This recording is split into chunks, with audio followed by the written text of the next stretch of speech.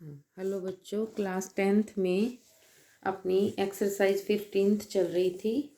उसमें जो अपनी मतलब यूनिट 15 है और एक्सरसाइज 15.3 करना था अपने को शुरू आज। तो इसमें क्वेश्चन नंबर फर्स्ट जो है, अब पहले मैं ये बता दूं कि इसमें है क्या है। तो वही सर्कल के बारे में ही है कि उसका पेरीमीटर निकालना है, यानी परिधि और क्षेत्रफल, यही सब कुछ फाइंड करना है। पर इसमें यह कि एक आकृति के अंदर दूसरी आकृति अगर बनी हो, मतलब एक शेप, जैसे ये डायग्राम भी आपको दिख रहा है, एक अपने पास स्क्वायर है, उसके अंदर एक सर्कल बना हुआ है। तो इस तरीके से हो सकता है वो स्क्वायर का दे दे और सर्कल का पूछ ले, सर्कल का दे के स्क्वायर का पूछ ले। ऐसे एक आकृति के अंदर, एक शेप के अंदर दूसरी शेप बना करके उसका एरिया या पेरीमीटर समथिंग ऐसा कुछ पूछा जाता है। ठीक है, तो क्वेश्चन नंबर फर्स्ट जैसे है, उसने कहा कि 14 सेंटीमीटर साइड का एक वर्ग है, यानी स्क्वायर है, उसके अंदर बना हुआ वृत्त है, यानी सर्कल। अब वर्ग और वृत्त में मैंने पहले भी आपको बताया, थोड़ा ध्यान से करना है इसको। ठीक है, तो वृत्त की परिधि हमें फाइंड करनी है। अब जैसे जैसे उसने कहा वैसा वैसा करते जाएंगे। उसने बोला है कि 14 सेंटीमीटर भुजा लेते हुए एक स्क्वायर बना लो। हमने बना लिया। अब इसके अंदर सर्कल बनाना है। अब कई बार होता है कि सर्कल कितना बनाए, तो जितना इसकी साइड है, अब चूंकि स्क्वायर है तो इसकी साइड कहीं से भी लो 14 ही रहेगी। ठीक है, तो मिड में से, बिल्कुल मिड में से, जैसे 7 ऊपर 7 नीचे छोड़ें तो बिल्कुल मिड आ जाएगा ना, दोनों साइडों का 7 वाला पॉइंट ले लें, तो वहाँ से जो आप ये लाइन खींचोगे वो भी तो 14 सेंटीमीटर की आएगी। तो उसके मिड पॉइंट से हमें कोई सर्कल ड्रा नहीं करना, बट रफ डायग्राम भी बना रहे हो तो फेयर जैसा ही समझ आना चाहिए। तो सेंटर पॉइंट ये ले लिया, अभी इसको सर्कल दिखा दिया। अब चूंकि आपने ये लाइन इसके अकॉर्डिंग ली है तो ये भी 14 सेंटीमीटर ही है, तो रेडियस कितना आएगा 7। ठीक है, अब इसी को मैंने यहाँ पे लिख भी दिया कि डायग्राम के अनुसार जो अपना सर्कल बना है उसका जो डायामीटर है यानी व्यास है वो 14 सेंटीमीटर मिलेगा।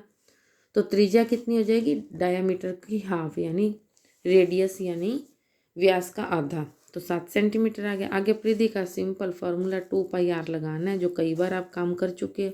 2 गुना 22/7 गुना आर की वैल्यू पुट कर दी, 7 से 7 कट जाएगा, 22 की जो 2 से मल्टीप्लाई करेंगे तो 44 सेंटीमीटर आ जाएगा। सेंटीमीटर लिखना है, सेंटीमीटर स्क्वायर नहीं लिखना, क्योंकि परिधि है, सिंगल लेंथ वाली साइड आ रही, एक ही साइड की बात हो रही, यानी कि रेडियस एक बार आ रहा है।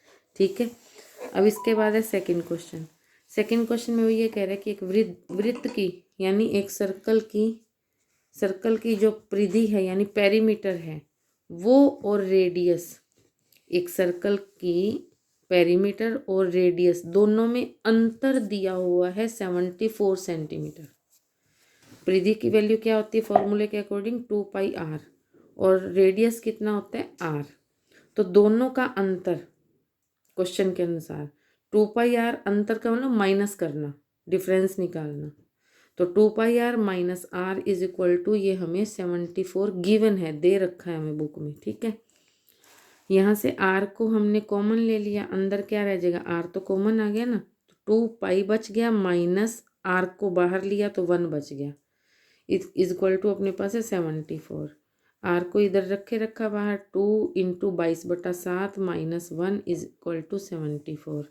r को बाहर रखा, 22 दूने 44, एलसीएम भी ले लिया तो माइनस का 7 अपॉन में 7 इज इक्वल टू 74। ठीक है, फिर r इज इक्वल टू 74 के मल्टीप्लाई में तो 7 चला जाएगा, क्रॉस मल्टीप्लाई, 44 में से 7 माइनस करेंगे तो 37 आएगा। ओके, तो 37 की टेबल को जब 2 से करते हैं तो 74 आता है, मल्टीप्लाई करते हैं। ठीक है, तो 2 7 जा 14, ये हमारा r की वैल्यू आ गई। अब उसने ये कहा था कि आपको एरिया फाइंड करना है सर्कल का। तो एरिया के लिए हमें क्या चाहिए था, रेडियस चाहिए थी, वो हमने फाइंड कर ली। तो सर्कल का एरिया किसके बराबर होता है, πr² के। पाई की वैल्यू पुट की, आर की वैल्यू पुट की, आर की वैल्यू पुट की, 7 2 जा 14। अब इन तीनों रकमों को मल्टीप्लाई करेंगे तो 22 इंटू 14 2 जा 28, इसका मल्टीप्लिकेशन करेंगे तो 16। पीछे सेंटीमीटर स्क्वायर लगाओगे, क्योंकि एरिया है ना, तो एरिया यूनिट स्क्वायर में आता है, स्क्वायर यूनिट में। ठीक है, तो ये हो गया। ओके।